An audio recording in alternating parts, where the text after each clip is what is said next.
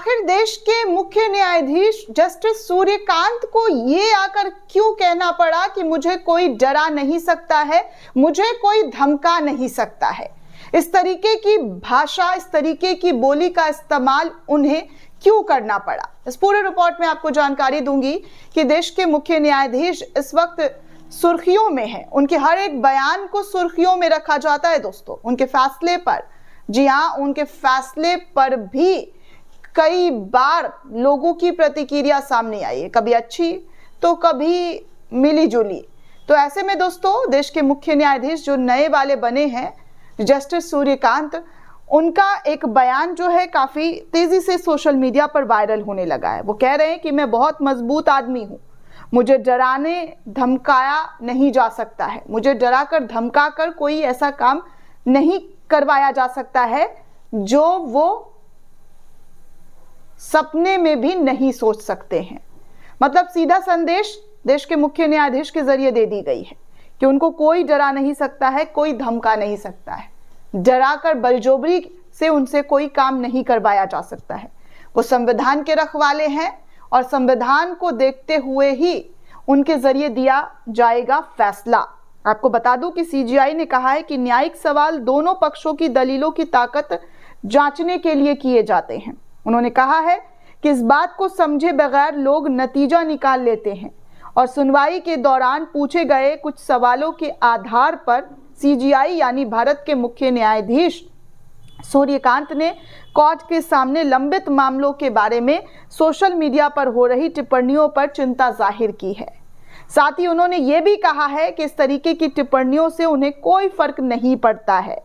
Chief justice पूर्व सांसद प्रज्वल रेवन्ना की याचिका पर सुनवाई कर रहे थे, जो उनके खिलाफ जारी रेप केस में ट्रायल्स को ट्रांसफर कराने का अनुरोध किया जा रहा था। सीजीआई ने कहा कि न्यायिक सवाल दोनों पक्षों की दलीलों की ताकत जांचने के लिए किए जाते हैं। उन्होंने कहा कि इस बात को समझे बगैर लोग नतीजा निकाल लेते हैं और सुनवाई के दौरान पूछे गए कुछ सवालों के आधार पर कार्रवाई के बारे में कहानियां गढ़ लेते हैं।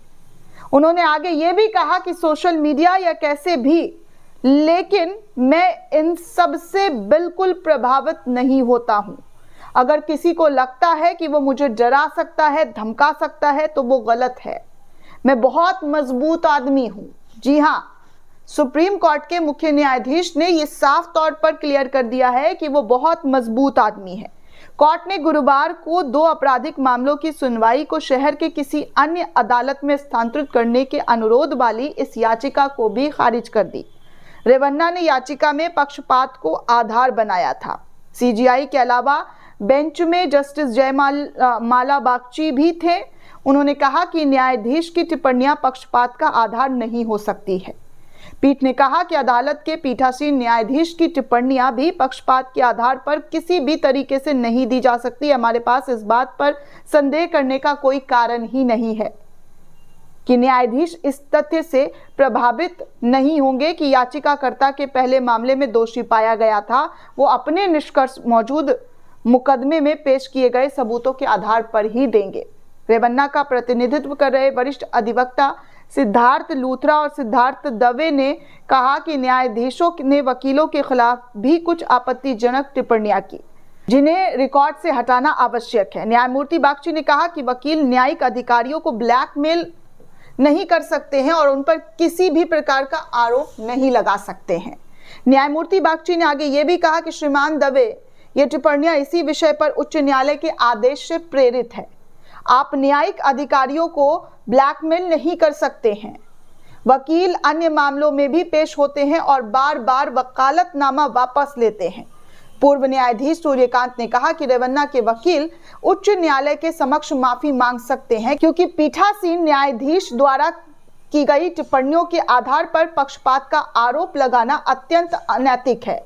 पीठ ने यह भी कहा है दोस्तों कि ये सरासर अनैतिक कृत्य माना जा रहा है, इसे हम अनैतिक कृत्य करार दे रहे हैं।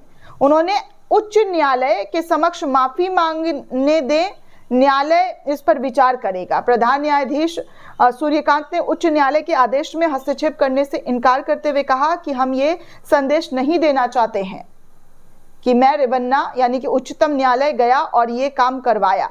हमें अपने जिला अधिकारियों और न्यायपालिकों के मनोबल का भी ध्यान रखना होगा। उन्होंने वरिष्ठ वकील से कहा है कि अदालत में काल्पनिक स्थितियां होती है और न्यायाधीश की टिप्पणियों के आधार पर उन पर आरोप लगाने नहीं जाने चाहिए। प्रधान न्यायाधीश ने आगे ये भी कहा कि अदालत में काल्पनिक स्थितियां होती है, हम टिप्पणियां करते हैं, लेकिन मैं न्यायाधीशों या अदालतों पर दबाव डालने को हल्के में नहीं लूंगा। पीठ ने हालांकि कहा है कि न्यायाधीश व अदालतों के जरिए भी गलतियां होती है, लेकिन उन्हें सुधारा जा रहा है। प्रधान न्यायाधीश ने कहा कि कभी कभी इतनी बड़ी संख्या में मामलों से निपटने और सबूतों को देखने के कारण गलतियां हो जाती है और इंसानों से ही गलतियां होती है, तो इस तरीके की टीका टिप्पणी जो है वो नहीं की जानी चाहिए, जिसको लेकर सीजेआई ने साफ संदेश दे दिया है कि वो डरने वालों में से नहीं है कि अगर किसी ने कुछ कह दिया, कोई टिप्पणी कर दी तो वो डर जाएंगे। ऐसा वो बिल्कुल भी नहीं सोचते हैं। दोस्तों, इस पूरे रिपोर्ट को लेकर आप क्या सोचते हैं, आपकी क्या प्रतिक्रिया है, हमें कमेंट करके जरूर बताइएगा। साथ ही साथ चैनल को ज्यादा से ज्यादा लाइक, शेयर और सब्सक्राइब करना बिल्कुल भी ना भूलें। शुक्रिया दोस्तों, जय हिंद।